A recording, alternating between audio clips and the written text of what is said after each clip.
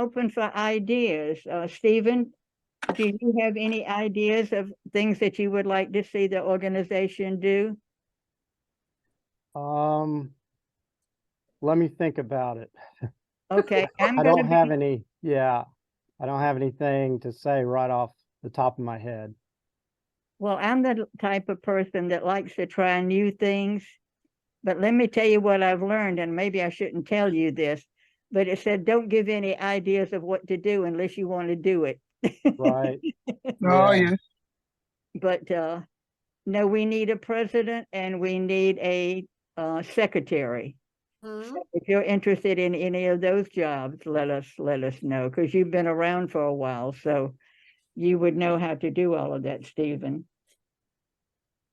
Well, I stay busy enough, so I don't want to take on anything and then fall short on it. I understand. Well, Yeah. just think of people that are in the organization that you know that might be able to. We're just going to put the word out of who we need and see how we go. But we're hanging together great as we are, right, Sharon? Correct. Correct. And I have a request, and I don't know what anybody can do, but I am going to be speaking in an elementary school classroom, a 5th grade classroom. And they want me there because I write poetry, and they want children's poetry, and of course I don't write children's poetry. And so if anybody knows of anybody out there that writes children's poetry, I need some. Well, you know, that would be fun for us to have a meeting where we all try to whiting out in that. Yeah, Oh, yes. Oh, yes. I can try it. If it's okay, give me the topic. I'll try. Isaac, I'm going to join you. I'm going to try it. Okay, Sharon, you going to try it? Okay, yeah, I'm going to have to. Well, I think it's fun. Like I was in a contest recently, and away in the manger, you had to write a song, a poem, fit the syllable counts for away in a manger. And son of a gun, if I didn't win first prize, and that's the first time I ever tried anything like that. And I think what you just brought up, that's the kind of ideas that will help us grow, that'll help us expand, so we don't stay in the same place where we've always been. Exactly. I think if we can get people excited about poetry, that's what I'm about. That's why I'm here, is, to talk to people and bring them into the organization, the people that are excited and really want to see poetry grow. And I think one way to do it is to talk to the young people. What? And we have another board member, and I'm sure she won't mind if I use her name, Betsy Van Dusen. She is the director of the Literacy Center here. And she reaches out to all kinds of young people with poetry. Good. So she's another resource that I'm going to tap. Okay. Well, and I was hoping she was going to be on this call, but if not, I'll just go down and see her. And here's something I think too, to help the membership person. Now, this is just an idea, you guys. Don't hit me. Okay. I'm in Macon, Georgia. Yeah. So if I could try to call all the members that are in my vicinity of Central Georgia, and each one of you could see what members are in your area. And hey, if we double up and call them twice from 2 different people, hey, that's just letting them know we really want them to get active again. Because what happened, Isaac, is during the COVID, I don't have to explain. During COVID, things kind of went, I don't know why they say went south, because south is good, Isaac. But but I'm new and I love this place, and I just want it to grow, and I want us to support each other. We're not competing with each other, we're supporting each other. Yeah. Yep. Okay, we have someone new on. It's Rick Carson. Hello, Rick. How are you? I'm doing very well, thank you. How are you? There she We're is. having fun, Rick, so I'm glad you joined us. We're just chatting and getting to know each other. Okay. Where are you located, Rick? Well, I live most of the time in Virginia Highland neighborhood in Atlanta. But Okay, right now I'm in North Carolina in a cabin. okay. So you're in North Carolina That and sounds like Virginia fun. Highlands. Okay. Yeah. And we had Gary Grossman join us. Hello, Gary. Where are you from? Athens, it's Grossman. Grossman, okay. Well, we have someone that's new with us. I want you all to say hello to Isaac. He's new to Georgia and he's new to us, and I want him to join us. So he's had 3 books out, and I look forward to hearing. Are you going to read tonight, Gary? Yes, I'd like to. Okay. And Rick, you're reading? Sure. Okay. All righty. People are just coming on. There's my friend Jill. Hello, Jill. Jennings. Good to see you. Jill Jennings is from Florida, you friends. And Jill, you've been president, vice president, and are you a board or member now? You're muted. She's still muted. Okay, I've been vice president for programs, acting president for a while, and treasurer, not treasurer, secretary. Okay. And now I'm a board member. Okay, I thought so. And say hello, Jill, to Isaac. Isaac is new to Georgia, and he's going to be one of our buddies. I think he's going to join us. Oh, good. Hello, aloha. Yeah. If it's not too expensive, I'm joining. If the membership costs millions, I'm not going to join. I'm not a millionaire. But if it's affordable, I'm in. Yeah, it's affordable. Right off the hand, can somebody say what it is? What, Georgia Poetry? Yeah, the membership is Yeah, it the 40? membership. What is the question? How much it is? The price? I don't remember. 40 or something? Yeah, What? hey, it's affordable. Yeah, Hey, it's we might even let you make installment payments and put it on the layaway plan. Isaac. Actually, it's $30 right now. But we're building some programming very shortly, so be on the lookout. I've also gone to the website, and the question I have for you is, did you go to the Georgia Poetry Society, or the Georgia Poetry Society on Facebook? Wow. I believe it's something GPS, Georgia Poetry Society. I don't know what it is. I'll go back again, but I think there's only one. No, because I saw these. No, there There are isn't. 2? Yeah, there is. Oh. There is more than one, and I wanted to make sure that was clear, because you had stated that you went there and nobody has replied. We do work as quickly as possible to respond. We did have some questions about that in the past, and so I just wanted to make sure that you checked into the right one on Facebook. It is the Georgia Poetry Society. And I saw this advertisement. I saw this, and I even comment that I'm in. I saw this advertisement. I think I'm in the right place. Yeah, no, it's fine. I just wanted to make sure, because I see your Facebook. I see your listing on Facebook. Welcome. Oh, yes, ma'am. Thank you. And we have his email and everything and telephone number now. Yes. I see that Kimberly has joined us. Kimberly Wright is our new treasurer. We're glad to have her on tonight. You're going to read also tonight, right, Kimberly? I don't see her. She's her name. Yep, there she is. What happened to our pictures, Lucinda? You have to click on the video. Oh, I thought I was. Okay, now there I am. Okay. Okay. See, Isaac, didn't I tell you I don't know a thing in the world about computers? This proves it, right? Me too. Oh, I don't believe it. That's not what he said, is it, friends? Oh, me. Well, I think we've got enough folks on here now that we can probably start getting down to business. I'm Barbara Barry, Nishanian. You don't have to worry about that, Nishanian.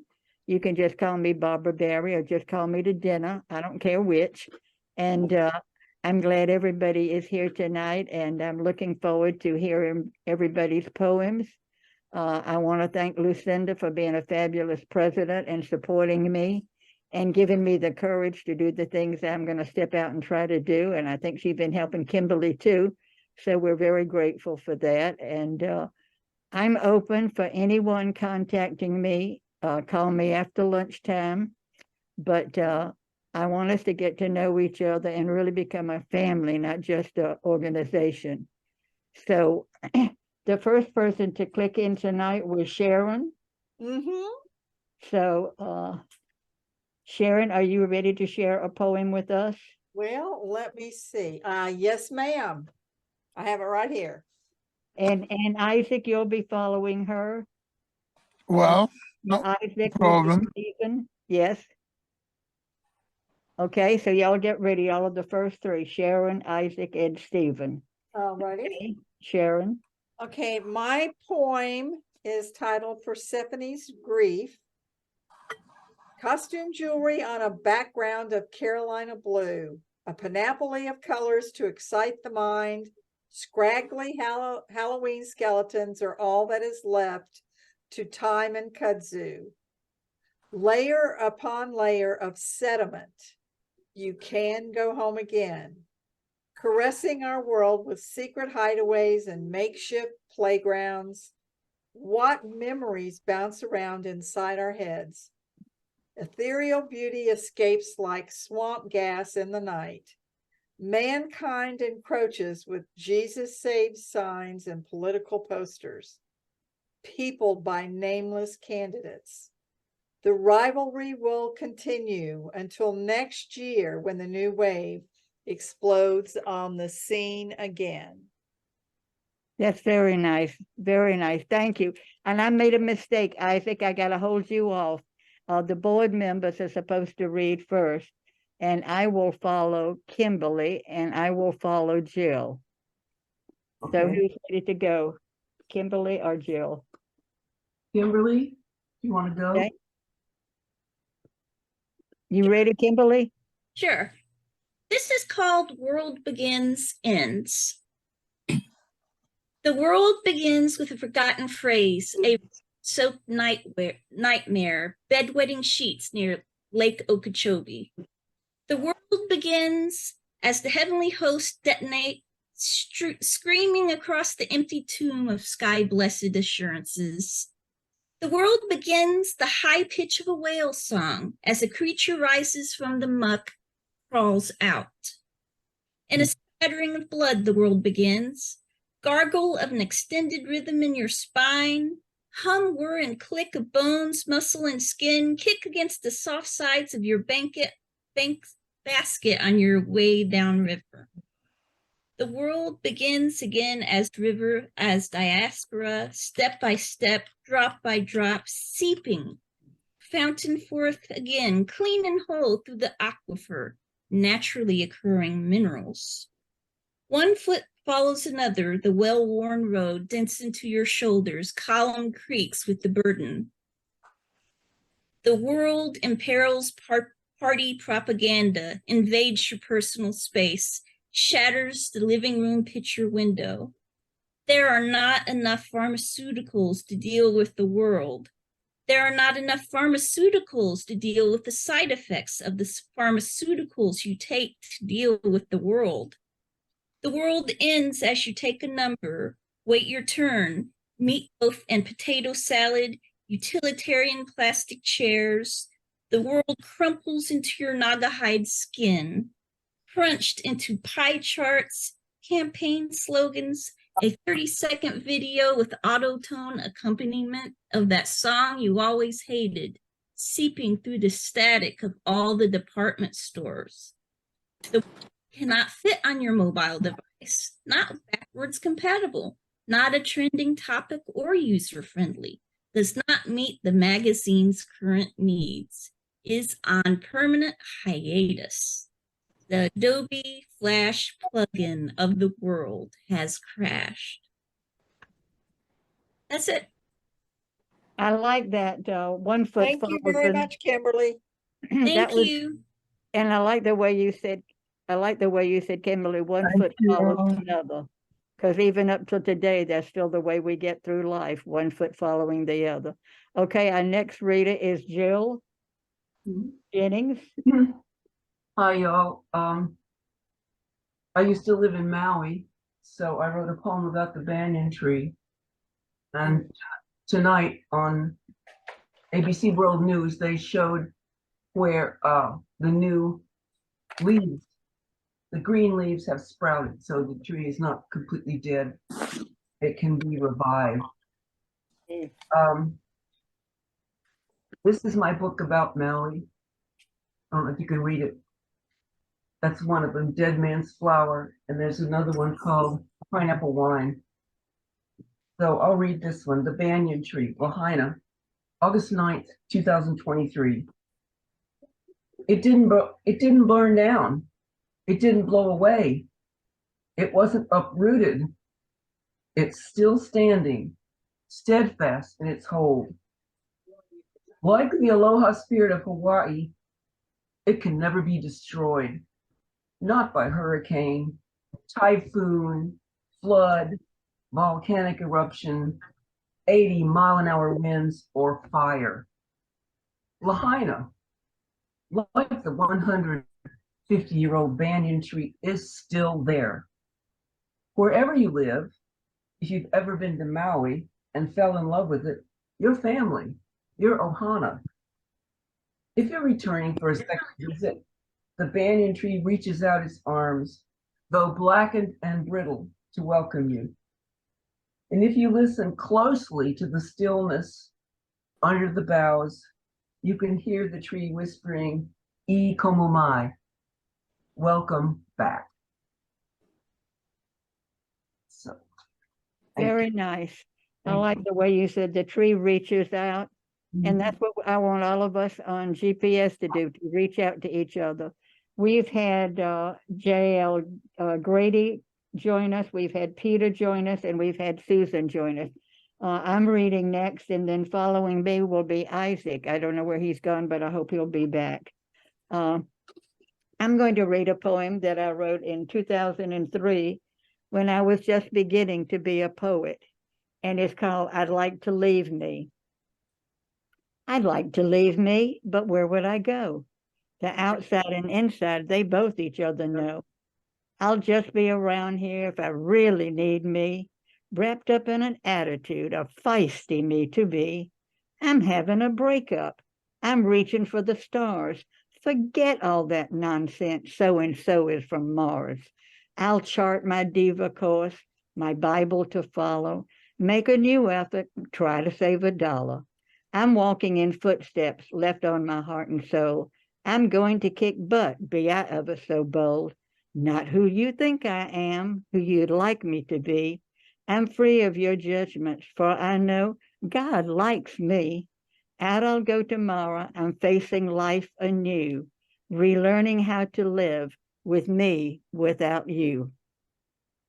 Oh, great. Oh, that's wonderful. Thank you. Okay, now Isaac, you're following me, young man. Are you ready? Well, Everybody that's just come on, this is a new Georgia resident. He's just moved here and he's going to be new to Poetry Soup. So let's all raise our hand and give a new welcome to Isaac, that we're glad he's here. Okay, Isaac, let's hear you. well, I came from a place where what you say can cost your life. And then I was obliged to leave. And when I came here, they asked me, Isaac, what do you have? I say, I have a word. I have Okay, a- they told me, yeah, tell us what is the word all about. So I will share with you the title of this book and the poem, I Have a Word. I have a word. I have a word. I have a word like a sachet of golden diamonds. I have a word for the orphan. I have a word for the widower. I have a word like a cloth oily perfumed. I have a verb in my soul that recite and testify. I have a word for the marginalized. I have a word for the poor. That tough times do not always mean bad times. That if you can win, you can convince. That if you are the last to be helped, be the first to help. Let not your circumstances determine your time, but let your time determine your circumstances. I have a word for the immigrants crossing the river. I have a word for the weak in the bed of death. I have a word for the soldiers battling to protect us. I have a word for the prisoners in the cells of detention. I have a word for the weak on the bed of death. That the wind of the east and the breeze of the plain are still blowing. That the bird of the valley and the eagle of the mountain are still in motion. That the flower and the herb will find enough water to flourish, as the sun will shine in the morning, the moon by night.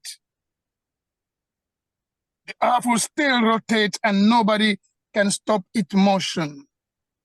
My word is, nobody knows the future. My word is, I love that. living is moving. My word is, waiting is working. My word is, it is just a matter of time. My word is, everything in this world is a word. My word is, if you can define it, you can find it. My word is, what was impossible yesterday is possible today, and what is impossible today will be possible tomorrow. My final word is, your life is a mission, and your mission is possible. Thank you. Wow. Wow. I like that. I like that line, be the first to help. And I like that line where you said, if you can define it, you can find it. That was very impressive, Isaac. We're glad you're with us very, very much. I think, Stephen, you were the next one to follow him. Is that not correct? Okay. This is a remembrance poem for David Bottoms, who died in March and was poet laureate of Georgia for 12 years. It's called I Walk a Wooded Path After Hearing of a Poet's Death. There's an epigraph from Wallace Stevens, Sunday Morning. What is divinity if it can come only in silent shadows and in dreams?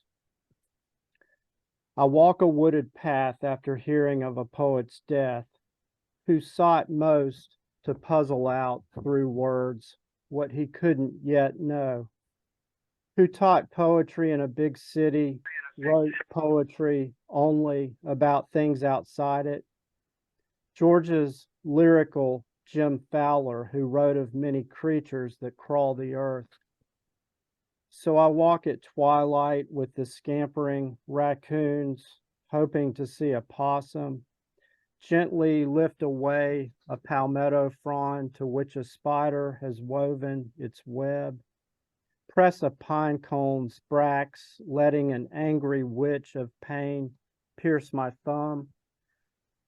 Think poets' laurels, crown of thorns, find a yeoman's polytheism in the night sounds of crickets, see the pearled fabrics of Spanish moss as figures of life's many shadows, seek the large turkey vulture feather I've eyed on the ground by the trail for days, touch my forehead, think of the remembered legacies of many great poets, Socrates said philosophers should not fear the unknown of death.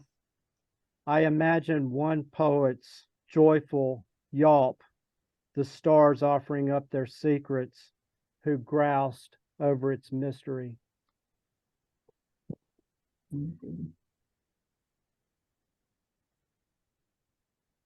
Very good. Thank you, Stephen.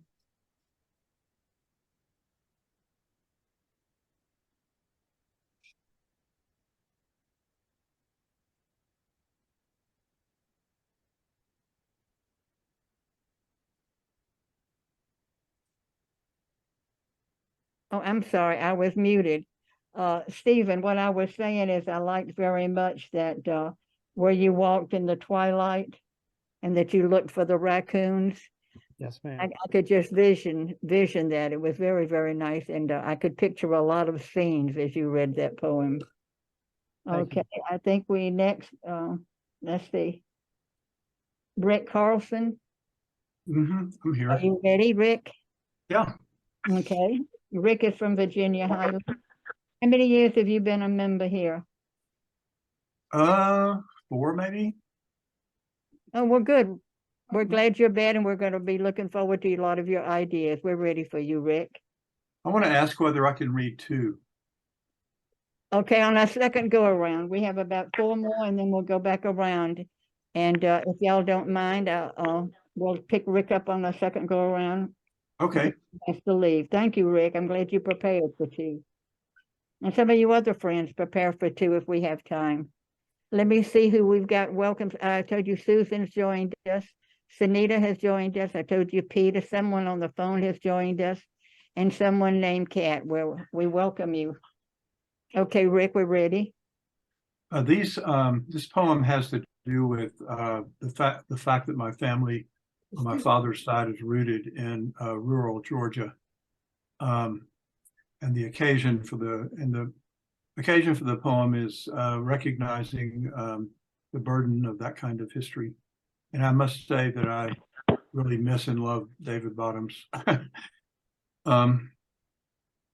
After the last handful of dirt is tossed in, I thought he would weigh more.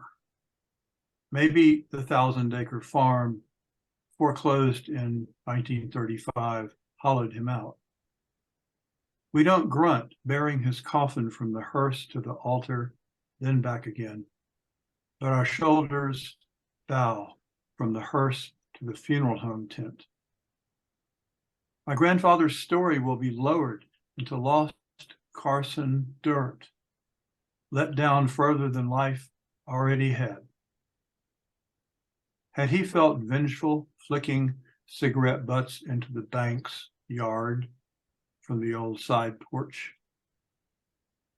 What will he remember in heaven? Fingers cut off in a cotton gin? Will he bivouac with Confederates, scheming to die over and over to honor this marble soldier with its mossy bayonet? Who defends a grievance that became a curse? Death, by what right do you silence this life I love? Along clay roads, snaking through fields of corn and soybeans, crickets repeat his name, a dirge quelling the preacher's Bible cliches. We are kin, confused in our own sweat, and linger in this misdeeded cemetery. We have just buried answers to questions we hesitated to ask.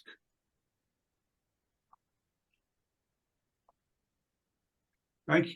Thank you. Bravo.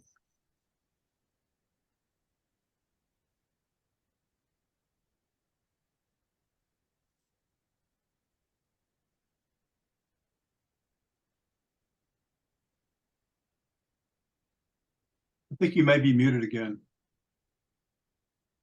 Thank you. Okay, what I was saying, you guys, is that what I liked about Rick's poetry was the part that he said, death, by what right do you have like to silence us? And the thing about burying the answers. Yes, as we go forward, the answers we want have been buried with those we lost. I like your wording on all of that. Thank you very much. Thank you. Okay, after Rick, we have Gary Grossman, and Gary is from Athens, so we're ready for you, Gary. Thank you. I'm going to read a poem or two from my new book, and if people are interested, I'll drop the press address in the chat, and people can buy it there. This is called The Dishwasher. Rearranging the dishwasher is my thing. A family joke run amok. I peer over shoulders. Dad, aren't you glad we're even putting plates in? But I move 2 blue striped bowls from bottom to top and the small plates to the center, unblocking the rotating sprayer. Wife and daughter laughing. Does it really matter? And of course it doesn't. Like so many things done and said every day. Force of habit or the mirage of control over our environment, as in, this is my house. 2. It is my one attempt at engineering, or is it geometry? Filling a finite space to the maximum, efficiency squared. Or you might just think me lazy, while I ensure the lowest number of dishes that I myself must wash.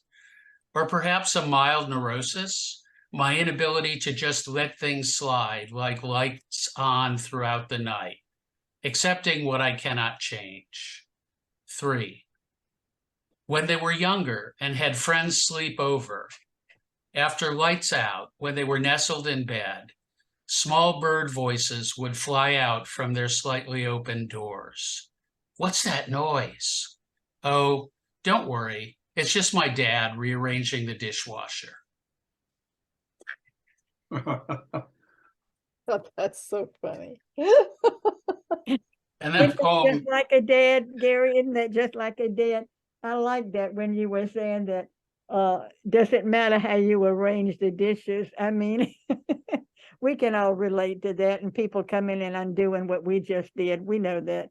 Thank you for reading for us. And the others that are posting on chat, can they read? Yes, we have an order that we're following, and we will get to you. Okay, let's see. After Gary, we have Peter. Peter, are you ready to read? Yes, thank you. Can you all hear me okay? I can hear you fine. Thank you, Peter. Great. Where are you from? I live here in Brookhaven. Brookhaven where? Off of Dresden. Been in Atlanta a little more than 20 years. From New Atlanta. York originally. Okay, Atlanta. Are you a member? Yes. Okay, we're ready for you, Peter. We look forward to it. So this poem is called To the Survivors. Okay. You survived a time when the earth was much hotter than it is today. I stand in front of the museum's diorama looking at the exact replica of footprints the 2 of you made in the mud while walking away from a volcano. Fossilized in the eruption's ashes, they show the path you took in Tanzania 35,000 centuries ago. And your footprints let us know the 2 of you walked side by side away from the volcano, standing upright. We have no idea, as a factual matter, how accurately the scientists' statues represent what you looked like, and your hairy, ape-like nakedness makes group after group of school kids giggle as they pass through on their class trips.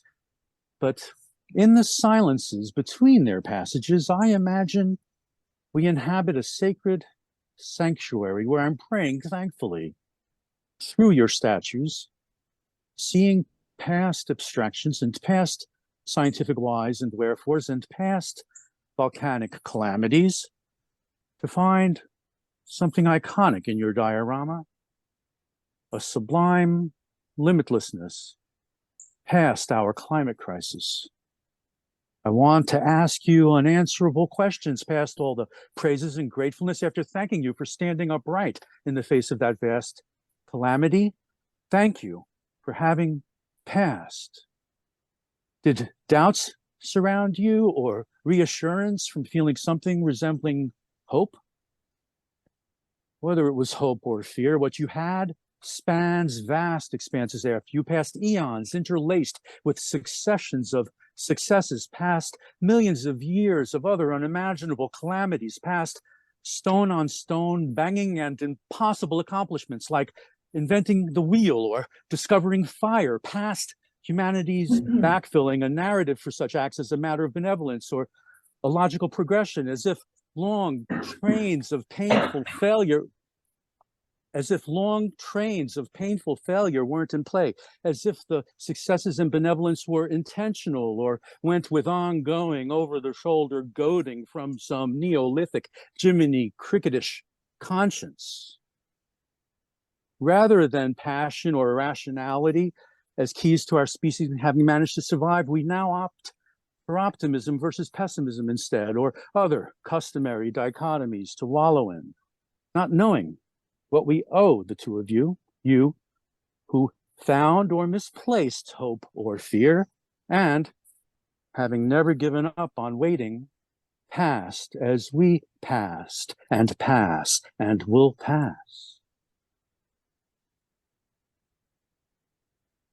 Wow. That was heavy. I like that. I like the thought of the two footprints together, and they've passed, and that if they passed, we're going to survive. And like you said, we'll pass too. Very nice. Thank you. Appreciated that. So that poem won the first place in Roanoke Review's Eco Poetry contest this last April. It was $500 prize, but the real pleasure to me was the judge's note back to me. It was just so wonderful. Anyway, thanks. Well, congratulations to you. Okay, Peter. Next, I think we have J.L. Grady. Mr. Grady, where are you? There you are. I see you. Are you ready to read? I am. I'm going to mute me now, and if everybody else will make sure they're muted. All right. I appreciate that. Thank you all. This is a poem that came up at the end of last month. Please feel free to offer comments in chat. It's still an unfinished work, but I thought I would try it out here. Title is 28 August. Summer. Hot, humid, sweaty August. Washington. DC in 63. In buses we came. From everywhere it seemed. Old buses with windows, double hung, able to be opened. Breezes only while moving. Still, stale air when stopped. We sat peacefully, side by side, mixing colors. Perspiration, powdered noses, perfume. Most men in white and women in dresses. Hats for fans, fans for hats. Long rides from everywhere, going somewhere important. Gathering, willing to walk forward to the promised land. Someday in the future, if we acted now. Not some few of us, not hundreds, even thousands, but hundreds of thousands. 250,000, all Americans. Think about that. Moving in the heat and humidity of the capital to the Great Mall. Carrying signs for jobs, for equality, for fairness, for an end to police brutality. 60 years later, still carrying those signs. Workers, teachers, union members. One body, one voice, one cry in this wilderness, waiting on one man. He spoke. We listened. The world listened, became of one mind.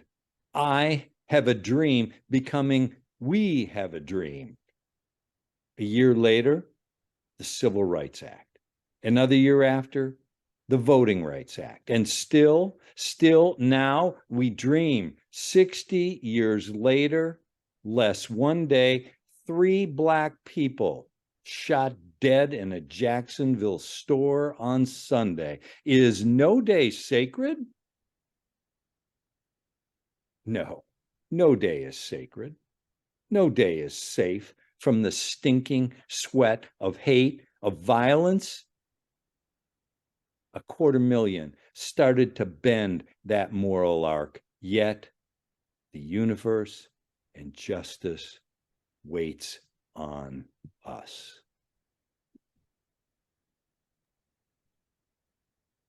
That was profound. I like that, Mr. Grady. That was very nice. And you know, a lot of the things that you were saying about willing to move forward and to having a dream. I don't know if I'm supposed to say anything between poems or not, but here goes.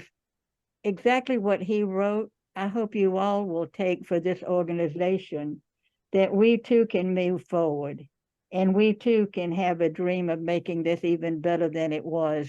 And your participation in tonight is so appreciated. And I just hope you will stay with us and join us and help us become a better place. I appreciate that very much. We have Kimberly, and then we're going to, no, not Kimberly, we have Susan, and then we'll have Kat. Susan, are you ready? I look forward to meeting you. I Can am. you tell me something about you? Are you a member? And if you are, for how long? Thank you for asking. I am a member. I'm based in Jersey City, New Jersey, and I've been a member a little less than a year. And I look forward to learning more. I've attended some of the recordings of the meetings, and I really dig how the flow and everything's working out. So I'm excited to learn more about the organization. We're glad to have you here, and we look forward to getting to know you better. We're ready for you, Susan. Thank you.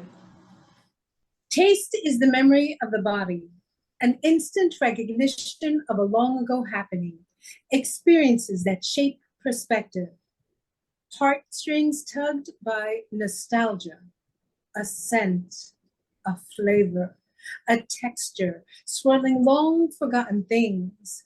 Our bodies remember. They recognize seasons through tastes of food, connecting instantly, awakening sensations.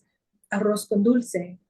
I don't know how to make it, but the moment that it hits my tongue, I remember the boxes of raisins, the sticks of canela, the tall pots stirred and stirred and stirred. Pernil, marinated in oil, vinegar, garlic, and herbs. The palate never forgets. Texture of buttery goodness falling apart in my mouth. Poquito, spiked with rum so that my sense of smell still captures the memories to this very day of the bottles that lined the counter. Liquid soldiers, reinforcements for long nights and laughter. Each season tastes different, unique in muscle memory, triggering goosebumps, smiles, connections, and people. The anticipation is palpable each time. When the winds change, carrying the tail ends of now away, swooping in the next inhaling of bodily feasts, I can almost taste home. Thank you.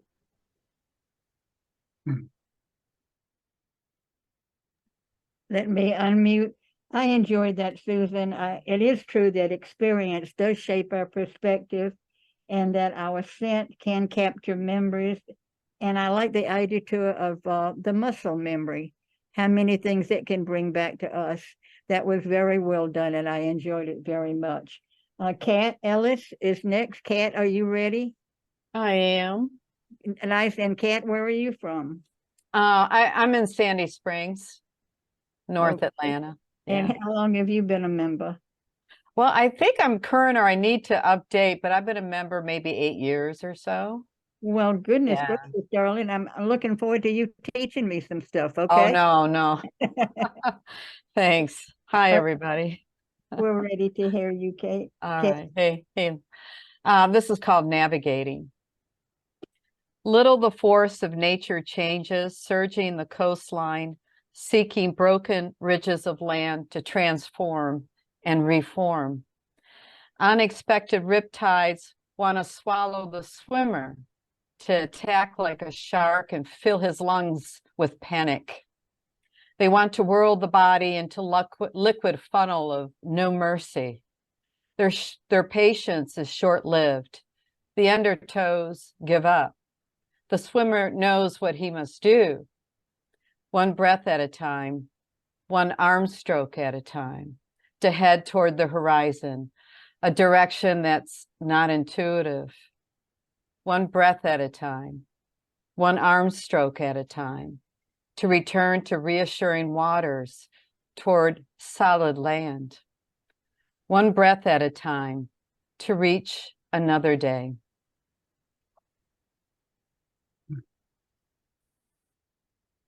I enjoyed that very much. One thing I thought I liked very much when you were saying that everything is one breath at a time, and I think too, I'm going to apply that to our organization.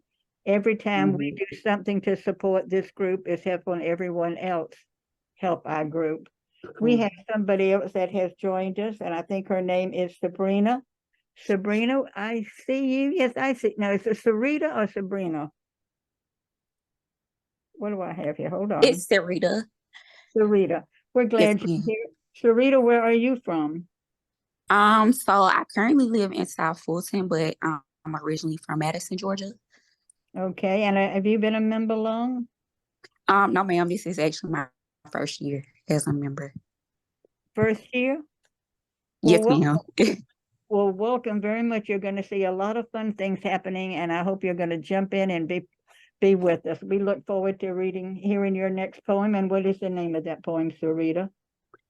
So the poem is called Welfare Queens. Welfare, okay. What love I have for Black women who refuse to work like slaves, to government checks to stay at home with their babies, snatching back the luxury and leisure that was owed to their grandmothers. How I love the Black women who carved out soft spaces in the backdrop of hard knock lives, women who care for themselves while the rest of the world neglected them, chose the closest thing to being kept mothers and wives and lives that told them they were unworthy of those options. Oh, how I love all my Black women who turned crumbs into dinners fit for royalty, went through degradation with heads held high like dignitaries, weave even the worst of curses into radiant crowns, as the most powerful nation in the world waited on them hand and foot.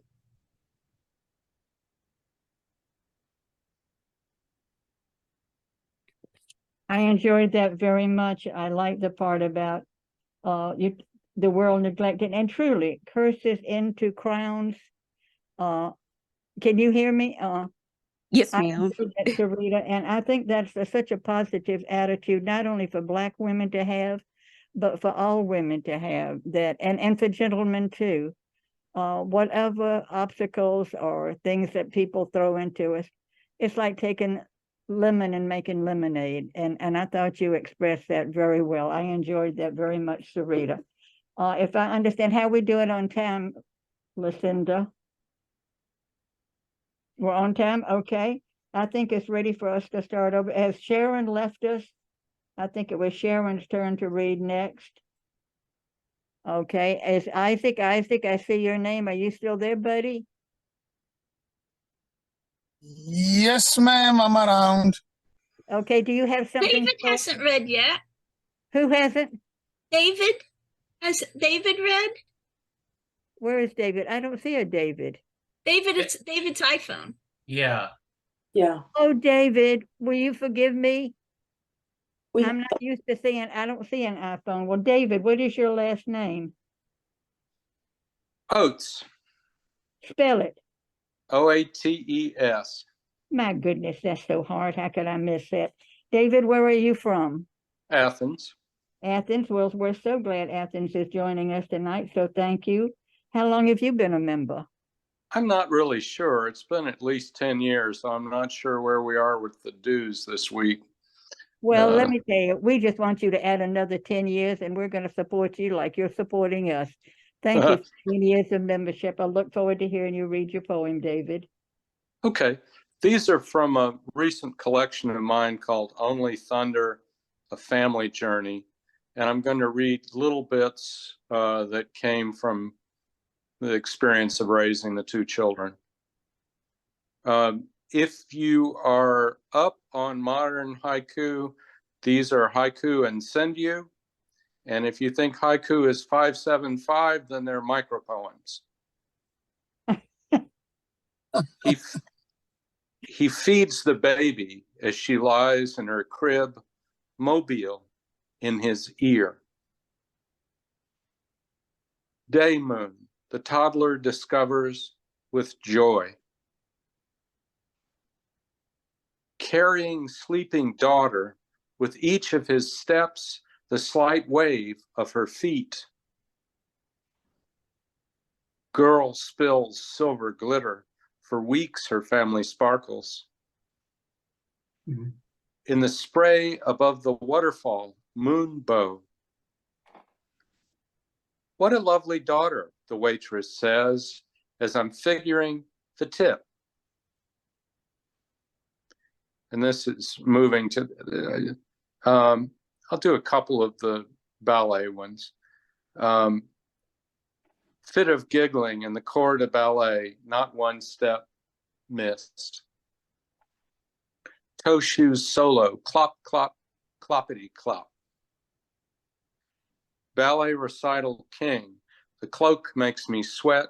What's a regal way to scratch? And then this is the younger child. Hair so fine and pale, his big sister calls him Fester. 11-year-old meets newborn brother. Take him back, he squeaks. 2 weeks old, tries to suckle his dad. Kissing the baby's neck, smell of formula.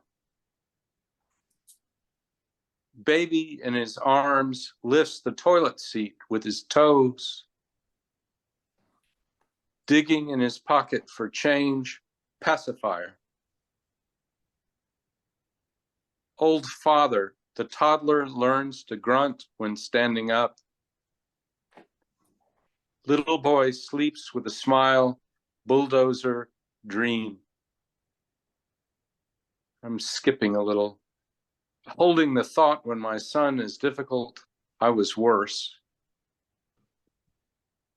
On the desk of the guidance counselor, a unicorn statue.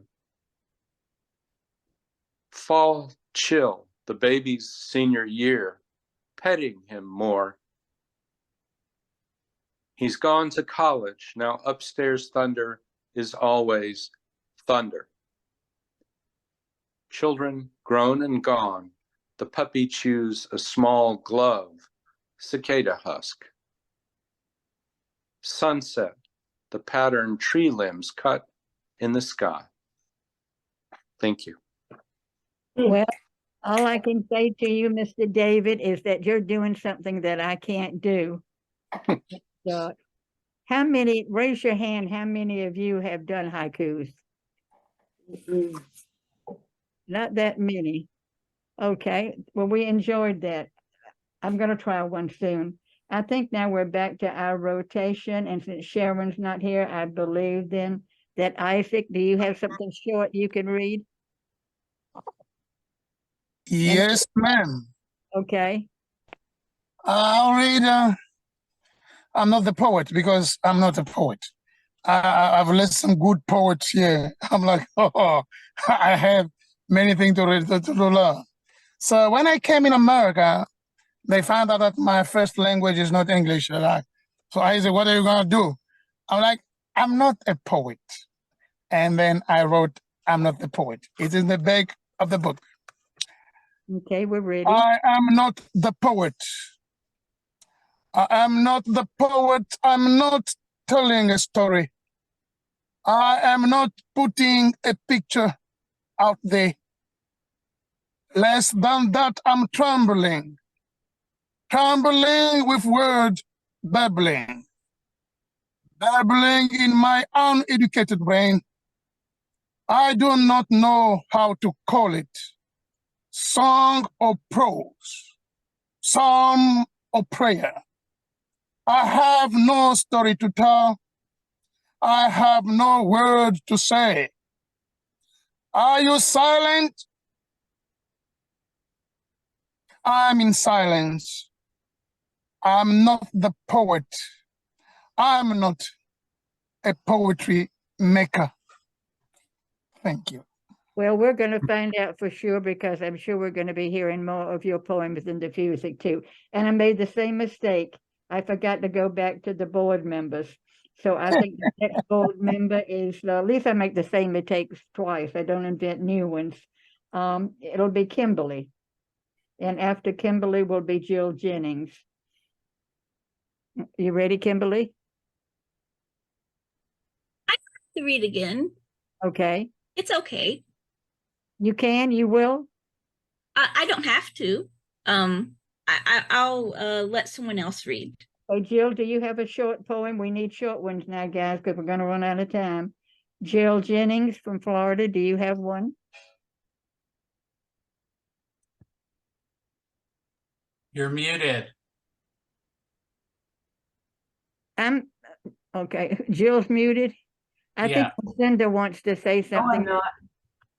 Well, not anymore. Okay, Jill, are you ready with a short?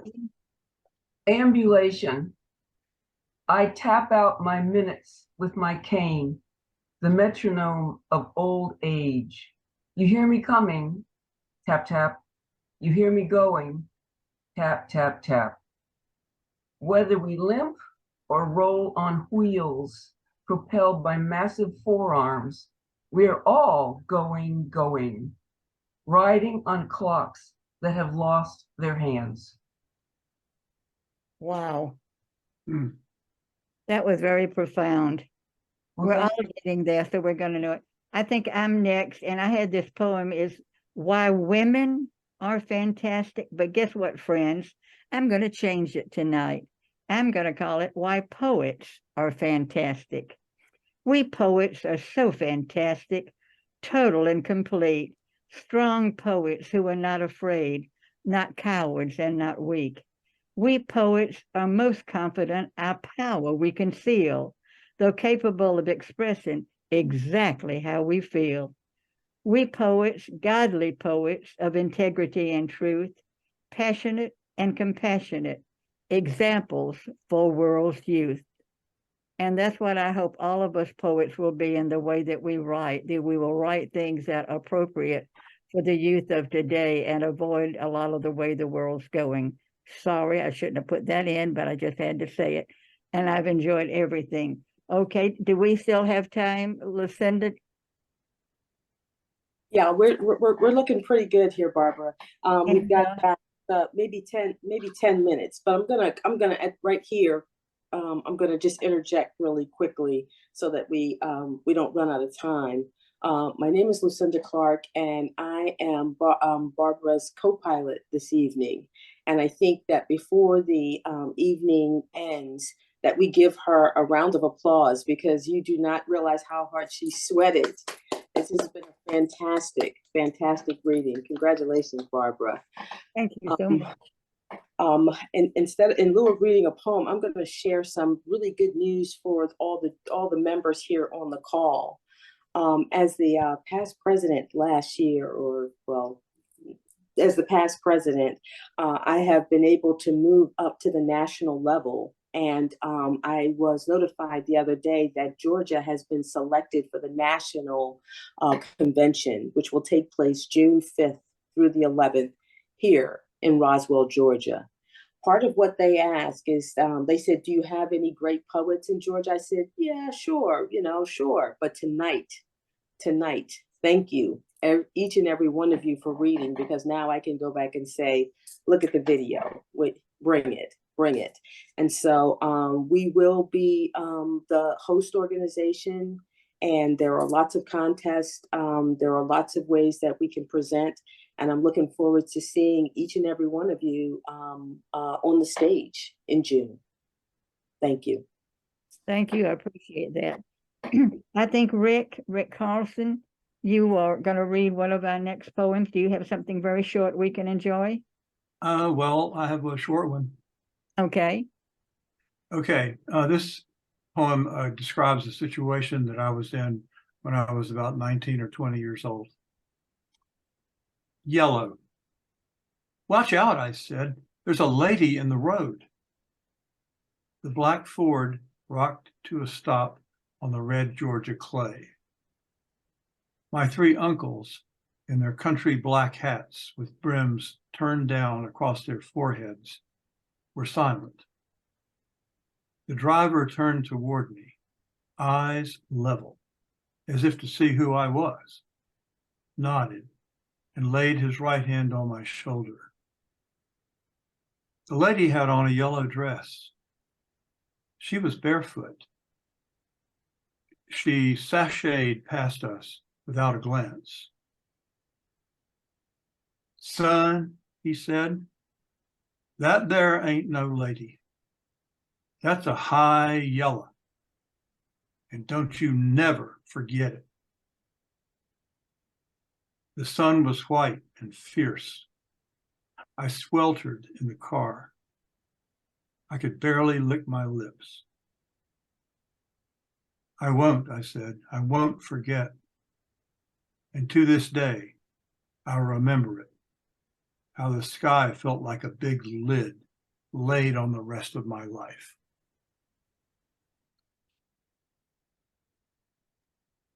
That is heavy. I can understand how you wouldn't forget that. We have 5 minutes. Lucinda, do you have anything else you would like to say?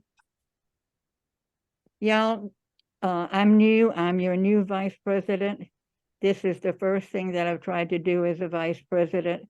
I want you to know that I'm all approachable. You will have my email and my phone number. And I want us all to join hands and working together to make this a stronger organization. I'm open to all new ideas. Kimberly, I want to point out, is now our new treasurer. So let's give a hand to her. Thank you, Kimberly, for stepping up to this. And we have 2 positions open, president and secretary. So if you know somebody you think would be good for those jobs, please let us know. Let's open everybody's mics, and if anybody has anything to say before we say good night. I have a question. Okay. Lucinda, you talk about national. Are you talking about the National Federation of State Poetry Societies? Yes, ma'am. Okay, and we've been selected to be a host for what? The whole yearly conference? Yes, Jill, yes. Jill, I think to save time here, she'll send that out to an email to everybody so that we can be proud. Won't you send that out, Lucinda? Email? Yeah, but real quick, it's the National Convention and the Blackberry Peach Slam competition. There's prize money up to $2,000, and we did send a competitor this past year, and she did very well. But you're right, I will send out more, Barbara. Okay, anybody else have anything they would like to say? Thanks. Thank you. Tonight, you guys? Have you enjoyed tonight? Yes. Thank you very much. We enjoyed a lot. Thank you. Well, we're glad to have you join us, Isaac. Well, everybody, I think she's going to say goodbye to us. I don't know how to switch us off, but I look forward to knowing all of you better. Have a great evening, everybody, and good night. Thanks. Bye.